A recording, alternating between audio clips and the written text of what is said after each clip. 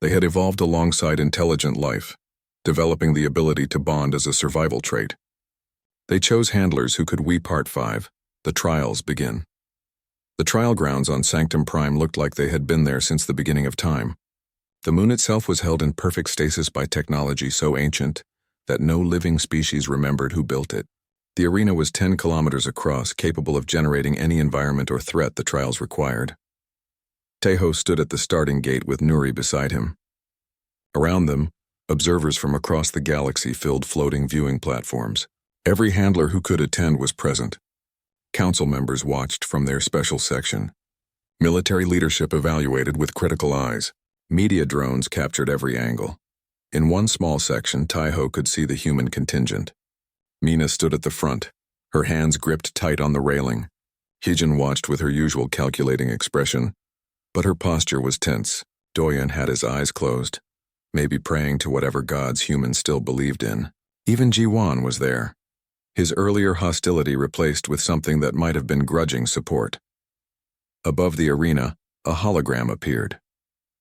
It showed a being called Adjudicator Kelthus, so old that its original species had gone extinct millennia ago. Its form constantly shifted, never settling into one recognizable shape. Handler Tejo of Earth, the Adjudicator's voice spoke in every language at once. You face the trials of storms. 5 challenges await you. Pass all 5, and your bond with the Stormbreaker Nuri is confirmed permanently across all galactic territories. Fail even one challenge and you will be separated from your war beast. The bond will be severed.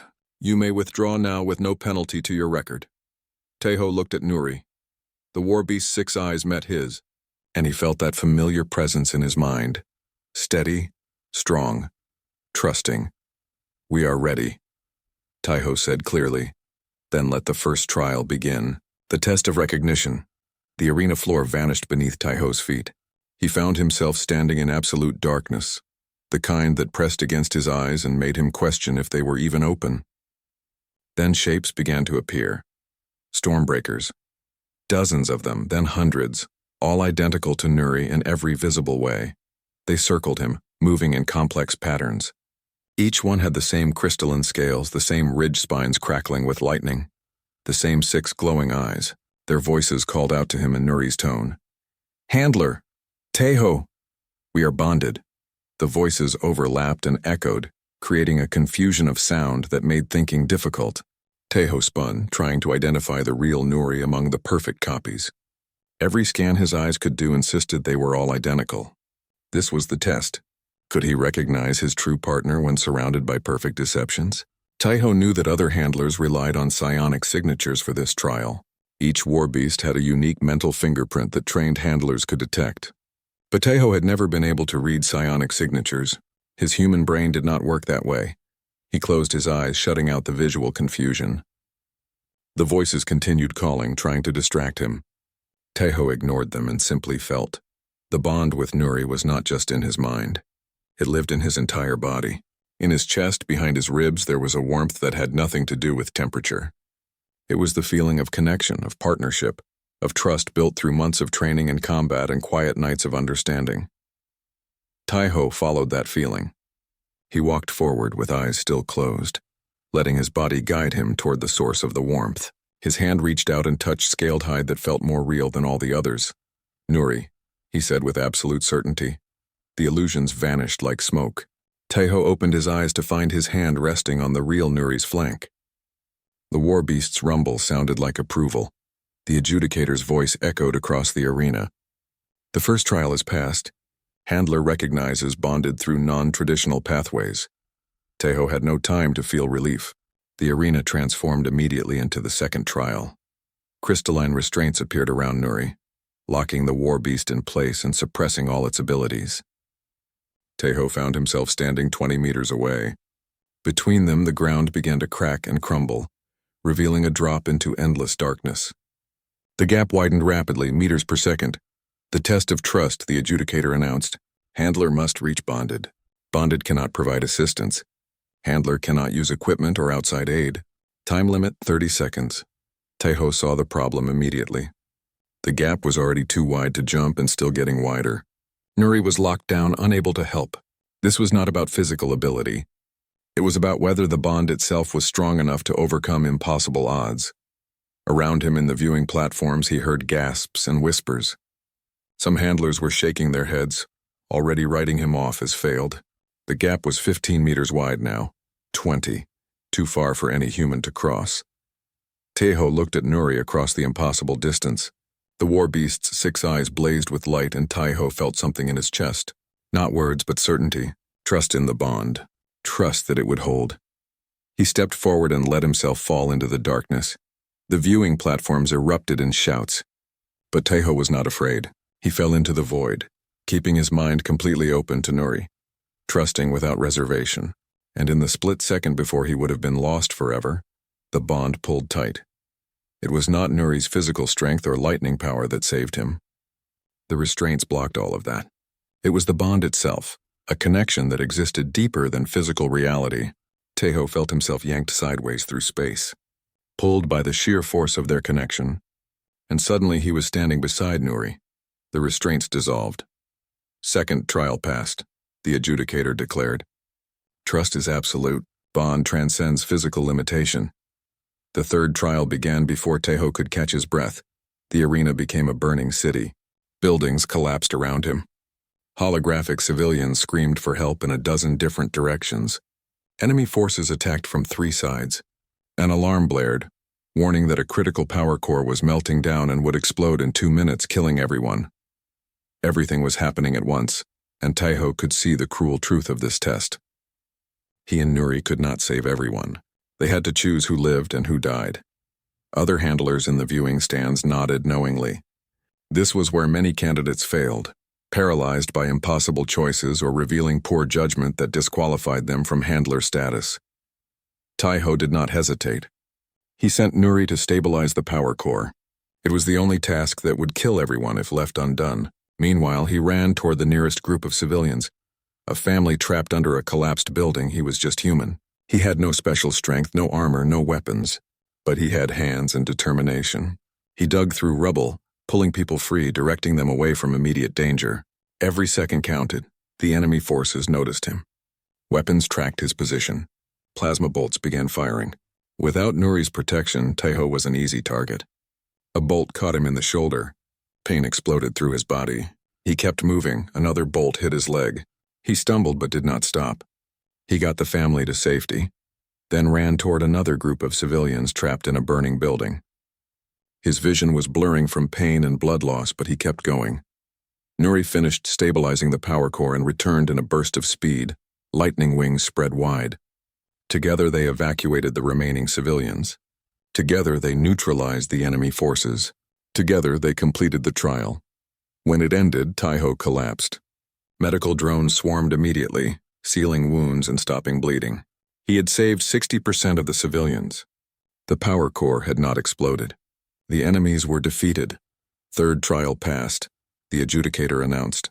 Handler prioritizes correctly and sacrifices self for mission completion.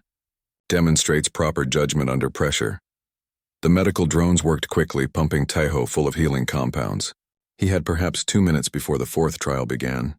His body screamed in protest, but the trials did not care about pain or exhaustion. They were designed to push handlers past breaking points. The fourth trial was different. Nuri vanished completely. Tejo stood alone in an empty arena as the adjudicator spoke. The test of understanding. War beasts are not tools. They are not pets. They are not weapons. What is the Stormbreaker's true purpose? Answer incorrectly, and the bond is revealed as false. Tejo thought of everything he had learned. All the training in history and tradition. Instructor Krath teaching about dominance and control. The council discussing war beasts as strategic resources. Ancient texts describing them as guardians and protectors. All of it was wrong. Or rather, incomplete. Nuri does not exist to serve any purpose we assign. Tejo said slowly, working through the thought as he spoke. The Stormbreakers existed before our civilizations, before our wars, before we even reached the stars. They do not exist for us.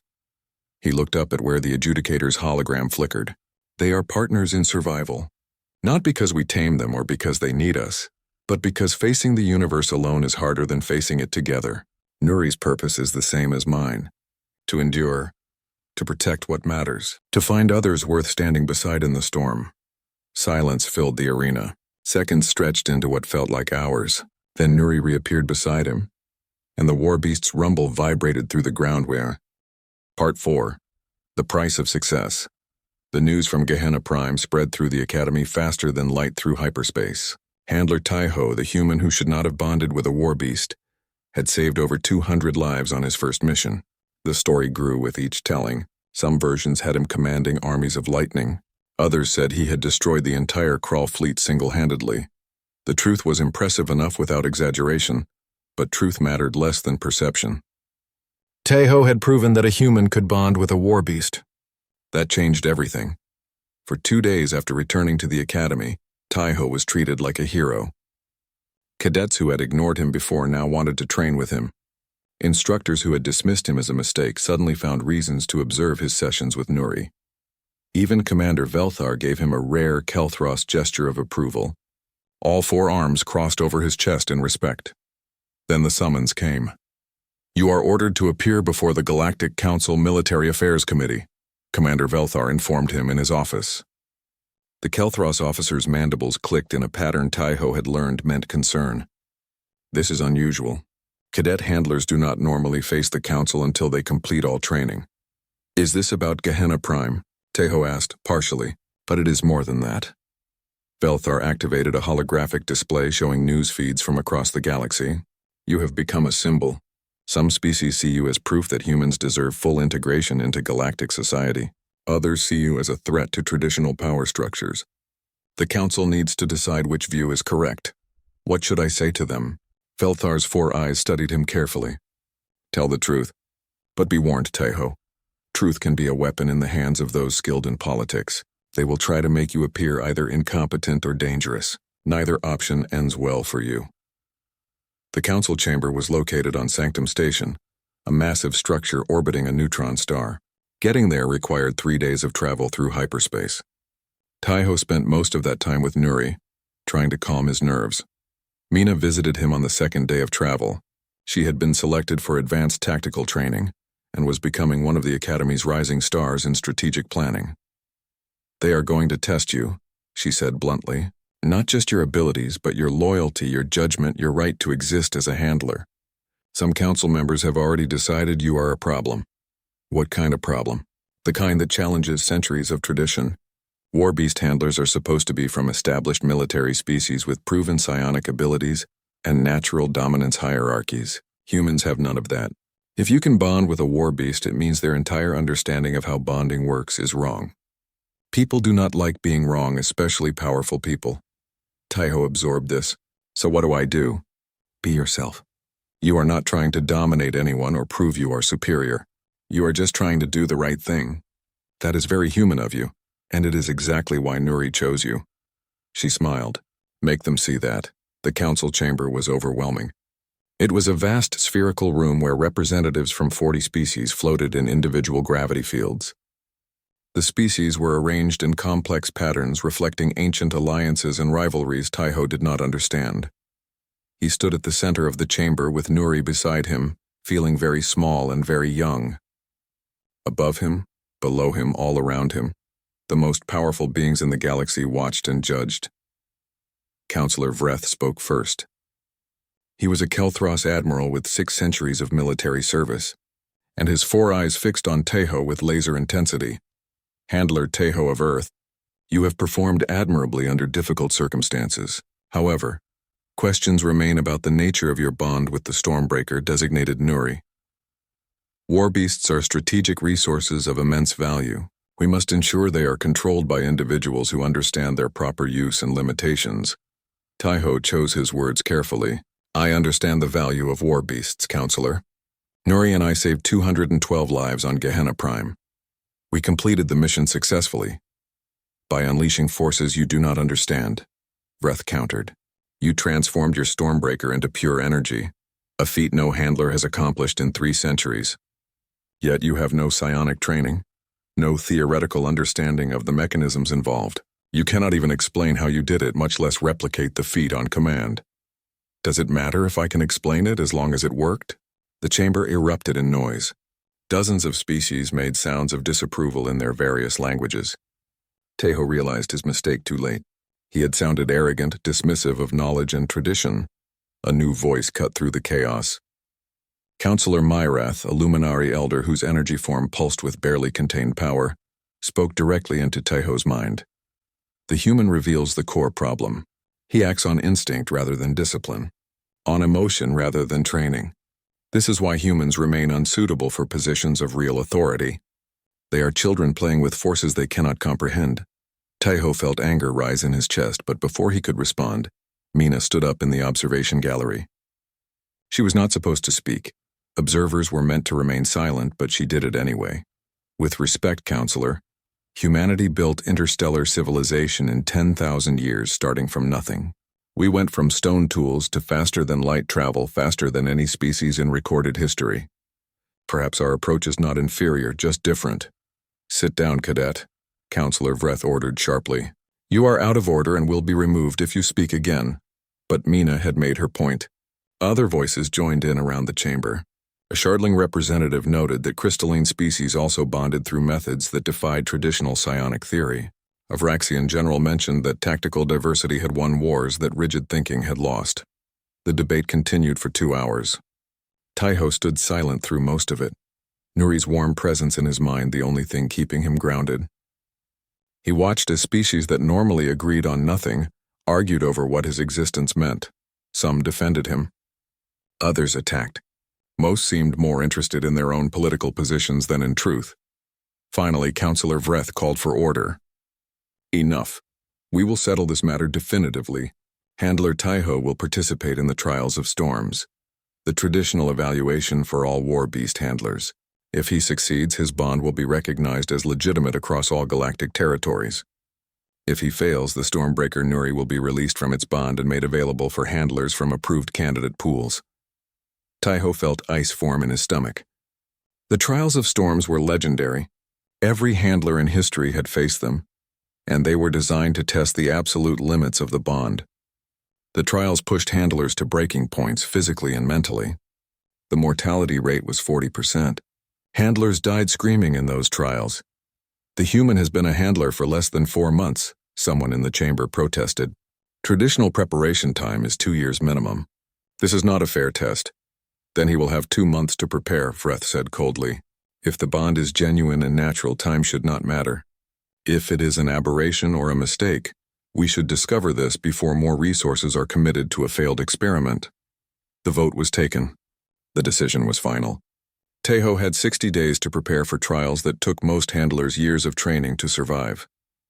The journey back to the academy was quiet. Tahoe sat in the transport with Nuri, trying to process what had happened. He had gone to the council hoping to prove himself worthy. Instead, he had been given an ultimatum: succeed in the trials or lose everything. Doyen found him in the cargo bay. I heard what happened. The whole academy heard. They are sending me to the trials. I know. Doyun sat down, closer than he used to sit, as if their tentative friendship had solidified during the Gehenna Prime mission. It is not fair. You should have more time. Fair does not matter. They want to prove I'm a mistake. Tahoe looked at Nuri, the warbeast's 6 eyes glowing softly in the dim cargo bay. Maybe they are right. Maybe I am not ready for this one. Stop, Doyen said firmly. I have watched you. You and Nuri have something I have never seen between any handler and warbeast.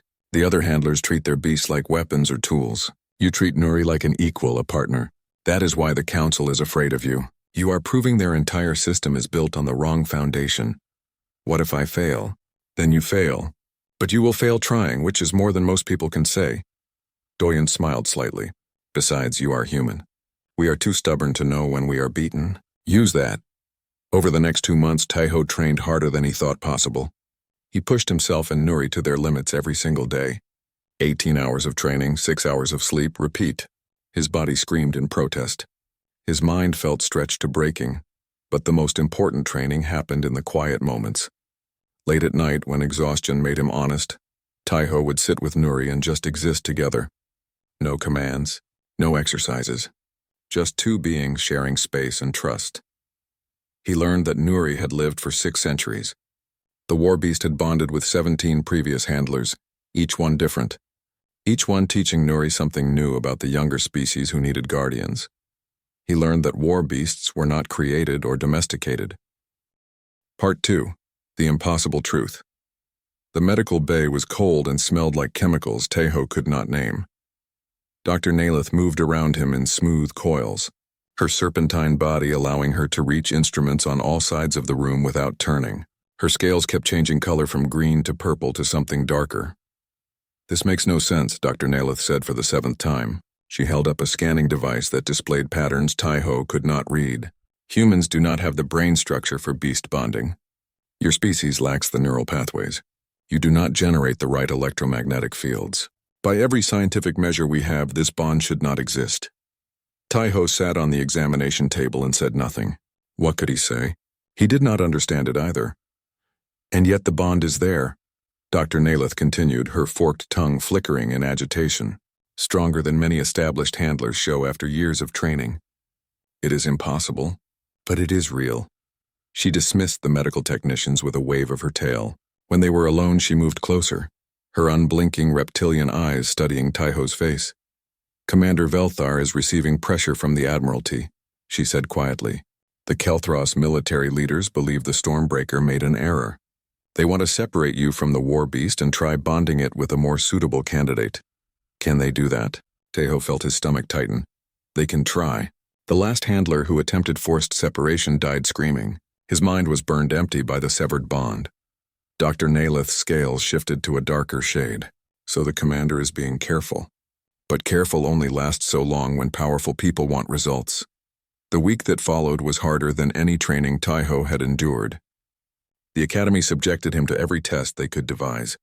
He spent hours in psionic chambers, trying to demonstrate the mental abilities that supposedly allowed bonding. He failed every single test. Instructors made him meditate with luminary scions, beings made of pure energy who could read thoughts and move objects with their minds. Tejo sat with them for 6 hours while they hummed at frequencies that made his teeth ache. At the end, the luminary reported that his psionic potential was effectively 0. "But the bond exists," one of them said, sounding confused. "We can sense it. Yet it operates through channels we cannot measure." The Academy's experts were baffled. War beast bonding was supposed to work through specific, understood mechanisms. Handlers needed certain brain structures, particular electromagnetic signatures, measurable psionic abilities. Tejo had none of these things. His fellow cadets made his situation worse. Tejo returned to his quarters one evening to find his training equipment sabotaged. His meal rations went missing from the cafeteria 3 days in a row. Someone spray-painted words on his door in Vraxian script. Tejo did not read Vraxian, but the hostile intent was clear. The other human cadets had mixed reactions. Mina congratulated him genuinely, offering help with whatever he needed. Her friendship was one of the few bright spots in those difficult days. Hyejin watched him with calculating eyes during combat training, as if he was a puzzle to solve rather than a person. Jiwon openly declared the selection was a mistake. "The war beast will realize its error soon enough," he told the other humans during breakfast. "Then they will select someone worthy." Doyun was the most complicated. He barely spoke to Tejo anymore. When they passed in the corridors, Doyun looked away. Tejo understood. Doyun had worked harder than anyone to prove humans belonged at the Academy. He had wanted this chance desperately. Losing to another human somehow hurt worse than losing to an alien species. The non-human cadets were openly hostile. During sparring sessions, they hit harder than necessary. Instructors looked away when this happened. Tejo took more bruises in that week than in his entire previous year of training. Through it all, Nuri waited. The war beast had been given quarters in a hangar beneath the handler dormitories. The space was designed for small spacecraft, making it barely adequate for a creature Nuri's size. The Stormbreaker had not eaten since the selection ceremony. It simply waited, those 6 eyes watching the door as if knowing Tejo would eventually come. On the 8th night, Tejo could not take the isolation anymore. He descended to the hangar after evening formation. The space was dark except for the dim glow from Nuri's scales. The war beast's eyes opened as he approached, casting blue-white light across the metal floor. "I do not understand what you see in me," Tejo said quietly. He sat down on the cold floor several meters from Nuri's massive form. "Everyone says I am wrong for this. That I should not have been chosen. Maybe they are right. Nuri's response was not words, but images that appeared in Taiho's mind. He saw himself through the war beast's senses, but not his physical body. Instead, he saw patterns, currents of something flowing around and through him. They looked like rivers of invisible light, ancient and deep and powerful. In Nuri's perception, these currents were not weak. They were strong in ways the testing devices could not measure. More images came. Taiho saw memories that were not his own. Other handlers from centuries past. Other wars on worlds whose names he did not know. He saw what war beasts truly were. Not weapons created by any species, but creatures that had evolved alongside civilization itself. They were older than the Galactic Council, older than most of the spacefaring species that now commanded them. War beasts were not servants. They were guardians who chose partners worthy of their trust. You see something in humanity, Taiho realized, speaking the thought as it formed, something the other species do not have. Nuri's rumble sounded like agreement. The war beast shifted and Taiho felt another impression. Humans were young as a species, young in their understanding of the universe, young in their place among the stars, but they felt things the older species had forgotten. They believed in things that more advanced civilizations dismissed as primitive emotion. Humans did not just command. They hoped. They dreamed. They refused to accept that anything was impossible. Taiho stayed in the hangar until dawn, sitting in silence with Nuri. No words passed between them, but something deeper than speech formed. Understanding, trust, the beginning of a true bond. When Taiho returned to his quarters, he found Doyen waiting outside his door. The other human looked uncomfortable, shifting his weight from foot to foot. I need to say something. Doyen started awkwardly. I have been angry since the selection. At you, at Nuri, at the situation. I understand, Taiho said carefully. No, you do not. Doyen met his eyes finally. I wanted it so badly. To be the first human handler to prove we belonged here. When Nuri chose you instead, I felt like my chance was stolen. But I have been watching you train. The way you work with that war beast is nothing like the other handlers. They dominate their beasts. You treat Nuri like an equal. Doyen paused, struggling with what he wanted to say. I am still disappointed I was not chosen. But I am glad it was you instead of someone who would have treated that creature like a weapon. If only one human was going to bond with a war beast, I am glad it is someone who sees it as a partner. Before Taiho could respond, alarms blared through the academy. The emergency lights activated, bathing the corridors in red. An announcement echoed from speakers. All personnel report to briefing rooms immediately. This is not a drill. Taiho and Doyen ran toward the main briefing hall along with dozens of other cadets. Commander Velthar stood at the front, all four arms held in a posture that signaled serious concern. We have received a distress call from Gehenna Prime Mining Colony, the commander announced without preamble. The colony reports seismic activity beyond normal parameters and requests immediate evacuation. A relief force is being assembled. He gestured and a holographic display appeared, showing a volcanic world covered in lava flows and barely habitable zones. 3 military transports, 2 combat wings, and 1 war beast handler will deploy within the hour. Handler Krath and Earthshaker were scheduled for this assignment, but Earthshaker sustained an injury during yesterday's training, and is not. Flight ready. Commander Velthar's 4 eyes fixed on Taiho. Handler Taiho and Nuri will take their place. The briefing room erupted in protests. A Kelthros veteran named Tevrak stood immediately. Commander, with respect, Handler Taiho has not completed advanced coordination training. He cannot maintain a sustained bond over distance. He is not certified in atmospheric entry combat. This is not wise. Other voices joined in agreement. Even some humans looked uncertain. This would be Taiho's first real mission, and it was a dangerous one. Commander Velthar raised all 4 arms for silence. Handler Taiho, you will accompany the relief force. Your primary role is observation and learning. You are not authorized for direct combat, unless I explicitly order otherwise. Is this clear? Yes, sir, Taiho said, his mouth dry. Then prepare for departure. We launch in 1 hour. The briefing room emptied quickly as cadets rushed to prepare. Taiho stood still for a moment, feeling the weight of what was about to happen. His first mission. A planetary evacuation. People's lives depending on decisions he might have to make. Mina touched his shoulder as she passed. You will do fine, she said quietly. Just trust Nuri. Tahoe descended to the hangar.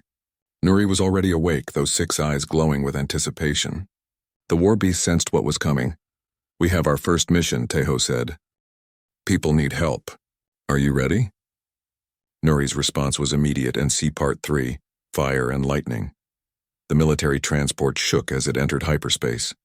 Tahoe sat in the cargo bay with Nuri, trying to calm his racing thoughts. The other soldiers gave them a wide berth, clustering at the far end of the bay. Some watched with curiosity, others with barely hidden contempt. The journey to Gehenna Prime would take 4 days through hyperspace. 4 days to prepare for a mission he was not ready for. 4 days to prove he deserved the bond with Nuri, or to fail so badly that the critics were proven right. Doyen approached on the second day. He carried 2 meal packets and offered one to Tahoe. Thought you might be hungry, Doyen said, sitting down at a respectful distance from Nuri. The war beast watched him but did not react. Thank you. They ate in silence for a while. The cargo bay hummed with the sound of the ship's engines. Around them, other soldiers checked equipment or rested before the mission ahead. What is it like? Doyen asked suddenly. The bond with Nuri. Tahoe considered the question. How could he explain something he barely understood himself? It is not like controlling something, he said slowly. It is more like being understood. Nuri sees me, really sees me, in a way no one else can, and I feel Nuri's presence like a warmth in my chest. We do not need words. We just know. Doyen nodded, his expression complicated. I was jealous. I still am, if I am honest. But I am also glad you are here for this mission. If anyone can figure out how to use that bond properly, it is you. Before Tahoe could respond, alarms blared through the ship.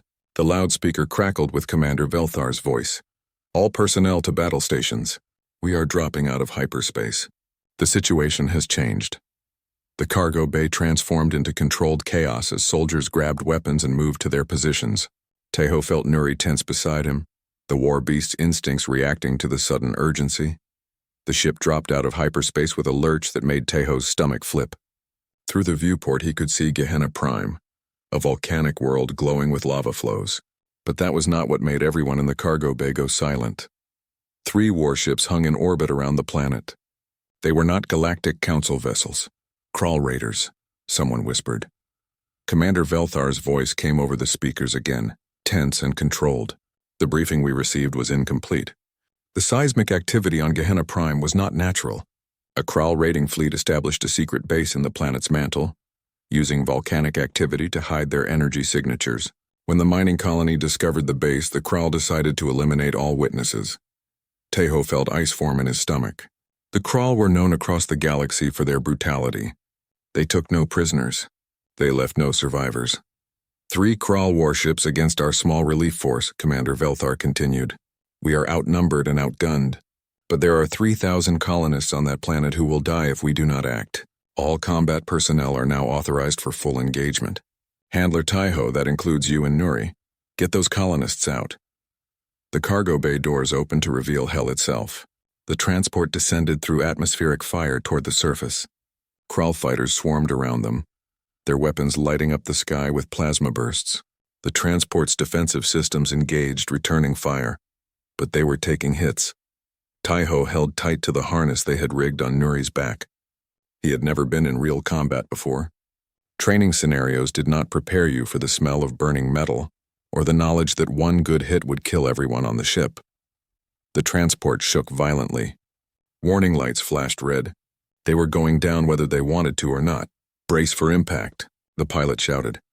The transport hit the ground hard, sliding across volcanic rock before crashing into a cliff face. The cargo bay doors, already damaged, tore completely off.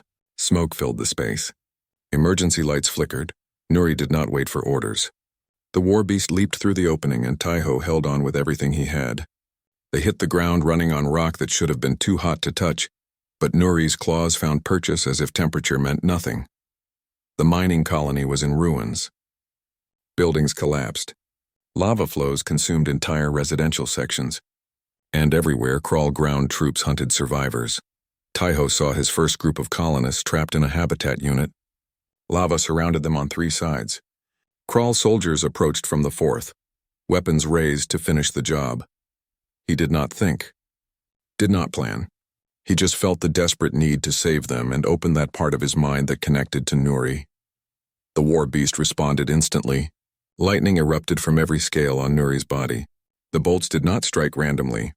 They wove together, superheating the air itself to create a temporary corridor through the lava. The path lasted maybe 3 seconds, but that was enough. "Run!" Tahoe shouted at the colonists. "Now!" They ran, scrambling through heat that should have killed them. But Nuri's presence somehow shielded them from the worst of it. 14 people made it through before the path collapsed back into molten rock.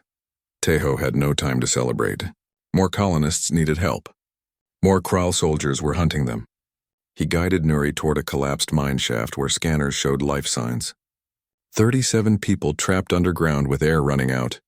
Nuri's lightning could not reach through solid rock, but the war beast was more than just electricity. Nuri's claws tore through stone like it was paper, opening a passage while Tahoe coordinated with the soldiers to pull people out before the unstable tunnel collapsed completely. Each rescue pushed Tahoe further. The bond with Nuri deepened until he could not tell where his awareness ended and the war beasts began. He felt the planet's magnetic field like a physical presence. He tasted ions in the superheated air. He sensed electrical impulses of living beings even through meters of rock. They saved 43 more colonists pinned down by Kral heavy weapons. Nuri's lightning struck with surgical precision, disabling the enemy weapons without killing the colonists caught in the crossfire. Tahoe lost count of how many rescues they performed. His body moved on pure instinct, guided by the bond with Nuri. He stopped thinking of himself as a handler giving commands. They were partners moving as one unit, responding to each other's needs before they were spoken. During the 6th rescue, everything changed. A Kral commander, massive even by their species' brutal standards, cornered Tahoe and 5 colonists in a dead-end canyon. The alien stood 3 meters tall with armor plating and weapons built into its body. It raised a plasma cannon, and death blazed in its multiple eyes. Nuri was too far away, dealing with another group of Kral soldiers. Tahoe was alone, just a human with no weapon and no armor. The plasma cannon charged with a sound like thunder. Tahoe felt himself reach into something he had never touched before. Not just Nuri's power, but something deeper in the bond. He thought of New Soul Colony where he grew up. He thought of his parents fighting impossible odds every day. He thought of every human who had ever stood between danger and innocence. He thought of why Nuri had chosen him. The bond between them was not just a connection. It was a channel. And for one impossible moment, that channel opened completely. Nuri did not just summon lightning. The war beast became lightning. Tahoe watched through his own eyes and through Nuri simultaneously as the Stormbreaker transformed into pure electrical energy. The war beast existed in multiple places at once, a being of living lightning that defied physics and common sense. The Kral commander fired. The plasma bolt passed through Nuri's energy form like shooting at a ghost. Then Nuri reformed solid again and seized the commander in jaws crackling with power. The war beast hurled the massive alien upward with such force that he disappeared into the sky, becoming a shooting star in reverse. The 5 colonists stared at Tahoe with wide eyes. He probably looked as shocked as they did. "Move," Tahoe managed to say. "We need to get you to the transport ships." The battle continued for 6 more hours. By the time Kral fleet retreated and the evacuation was complete, Tahoe could barely stand. Every muscle in his body screamed. His mind felt stretched thin like fabric pulled too tight, but they had done it. 212 colonists evacuated safely. The Kral base destroyed. The mission accomplished. Tahoe collapsed in the medical bay of the transport ship as they left Gehenna Prime behind. Dr. Nalith examined him with her instruments, her scales shifting through colors he had never seen before. "You should be dead," she said flatly. Her forked tongue flickered in agitation. "The energy output you channeled through your body would kill any known handler. Your neural pathways should be burned out. Your cells should be damaged beyond repair." "But?" Tahoe asked weakly. "But you are healthier than before the mission. The bond with Nuri is not just allowing you to survive these power levels. It is actively improving your physical condition." She paused, studying her readings with clear disbelief. "This should not be possible." "You say that a lot," Tahoe managed a small smile. Dr. Nalith did not return the smile. "Because you keep doing impossible things." The transformation Nuri performed, becoming pure energy, That is something from old legends. No handler has accomplished it in 3 centuries.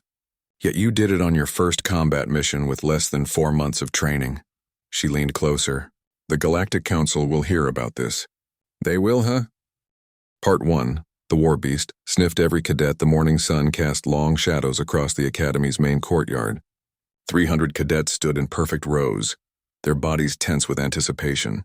They came from 40 different worlds, representing species that had mastered space travel before humans even discovered fire.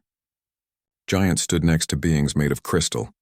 Creatures with 4 arms waited beside those who floated in their own gravity fields.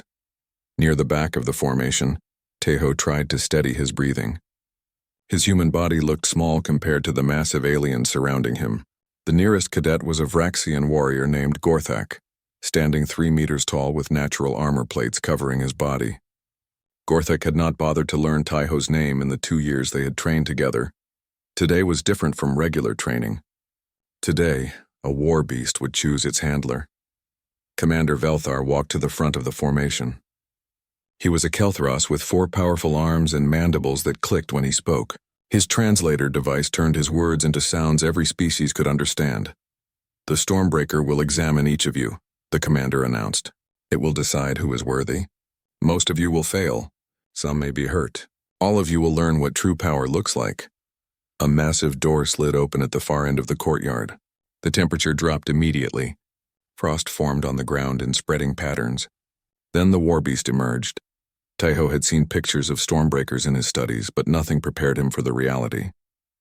The creature stood 4 meters tall at its shoulder. Its body was covered in scales that shifted through colors he had no words for. Lightning jumped between the ridge spines along its back. 6 eyes burned with an intelligence that made Tejo feel very young and very small. The war beast opened its mouth. The sound it made was not a roar. It was something deeper, felt in the bones rather than heard with ears. Several cadets stepped backward involuntarily. Hold your positions, Commander Velthar ordered. The Stormbreaker began walking down the first row of cadets. It stopped in front of Gorthak, the massive Vraxian warrior who had won every combat tournament that year. The war beast sniffed deeply at 6 eyes examining the cadet. Then it moved on without any sign of interest. Tejo watched as the creature dismissed cadet after cadet. It examined a Kelthros veteran who had survived 3 wars. Dismissed. It studied a crystalline, shardling whose body could reflect energy. Weapons. Dismissed. It investigated a being made of pure plasma who had scored perfectly on every strategic test. Dismissed.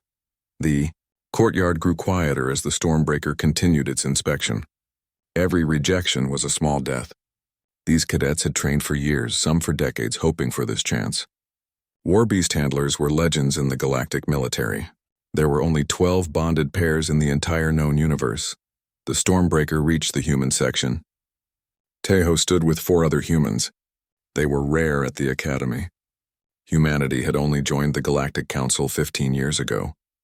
Most alien species still saw humans as primitive newcomers who barely qualified for advanced training. The war beast paused before approaching them. Its massive head tilted as if confused by their presence. It sniffed Doyen first. He was a muscular human who had worked harder than anyone to prove humans belonged at the Academy. Sweat appeared on Doyen's forehead, despite the cold radiating from the creature. The Stormbreaker's eyes narrowed. It released a low rumble that vibrated through the ground. Then it moved on. Next was Hyejin, a tactical genius who could calculate battle outcomes faster than most computers. She managed not to flinch as the creature's hot breath washed over her face. The war beast examined her for several long seconds before moving to the next cadet. Jiwon stood rigid as the creature approached. He had the highest physical scores of any human at the Academy. The Stormbreaker barely glanced at him before continuing. Then it came to Tejo. The world seemed to shrink until only the 2 of them existed. The Stormbreaker lowered its enormous head until its eyes were level with Tejo's face. It breathed in deeply, its nostrils flaring. The 6 eyes fixed on him with an intensity that made his heart race. Tejo felt something brush against his mind.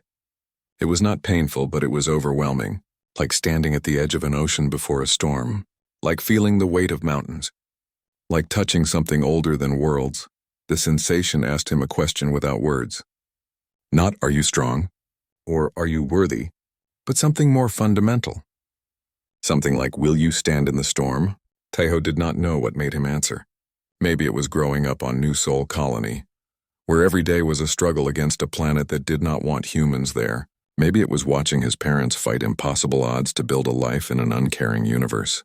Maybe it was just stubbornness, the human refusal to give up even when everything said you should. Whatever it was, Taiho thought one simple answer.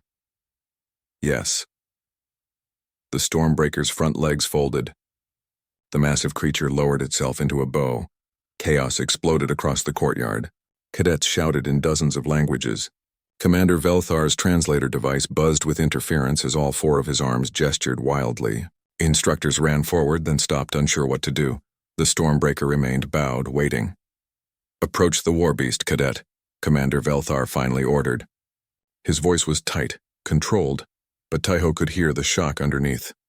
Taiho's legs felt disconnected from his body, but he made them move. One step, another. He reached the Stormbreaker's lowered head. This close, he could see each individual scale, could feel the power radiating from the creature like heat from a star. He raised one hand and placed it on the Warbeast's head. The scales were warm despite the cold that surrounded the creature. A single word resonated in Taiho's mind. It was not in Korean or Galactic Standard or any language he knew. It was something older, more fundamental than speech. Handler. Behind him, Taiho heard Gorthok's angry voice. "This is wrong. Humans cannot bond with Warbeasts. They are too weak, too short-lived, too primitive." Other voices joined in agreement, but the Stormbreaker did not move. It stayed bowed before Taiho, acknowledging him as its chosen handler. Commander Velthar raised all four arms for silence. "The Warbeast has chosen. This selection cannot be questioned or changed. Cadet Taiho is now Handler Taiho, bonded to the Stormbreaker." The commander turned his gaze to Taiho. All four eyes focused on him with an intensity that rivaled the Warbeast's. "What will you name your bonded?" Velthar asked. Taiho looked at the creature before him, at the lightning dancing along its spines, at the power contained in its form, at the ancient intelligence in its eyes. "Nuri," he said quietly. It was a Korean word meaning hail, the storm made solid, beautiful and dangerous and unstoppable. The Stormbreaker, now named Nuri, lifted its head and released that bone-deep sound again. But this time it felt different. Not threatening, but acknowledging. Accepting. The other human cadet stared at Taiho with mixed expressions. Mina looked genuinely happy for him, her smile bright despite her own disappointment. Hijin watched with calculating eyes, already analyzing what this meant. Doyen would not meet his gaze at all. Jiwon's jaw was clenched tight with barely contained anger. The non-human cadets were worse. Taiho could feel their hostility like a physical weight. He had just achieved something that many of them had spent decades hoping for. He was human, weak by their standards, primitive by their measures. And a Warbeast had chosen him over all of them. This would not be forgiven easily. Commander Velthar dismissed the formation. As the cadets dispersed, Taiho stood alone with Nuri in the center of the courtyard. The Warbeast had not moved away from him. "What happens now?" Taiho asked quietly. Nuri's response was not words but feelings. Images flashed through Taiho's mind. Training, testing, trials that would push him beyond anything he had experienced. And at the end, either acceptance or death. The bond between Handler and Warbeast was not a gift. It was a challenge. Taiho looked up at Nuri's 6 eyes and felt that vast presence in his mind again. The Warbeast was waiting for his response, waiting to see if he would accept what came next or break under the pressure. Taiho thought of his parents on New Sol Colony, of the human struggle to find a place among the stars, of every person who had ever told him humans did not belong at the academy. "I am ready," he said. Nuri's rumble sounded almost like approval. The Warbeast turned and began walking toward the handler quarters. Taiho followed, his life forever changed by a choice made in seconds. Behind them, the academy watched and wondered what it meant that a Warbeast had bowed before a human.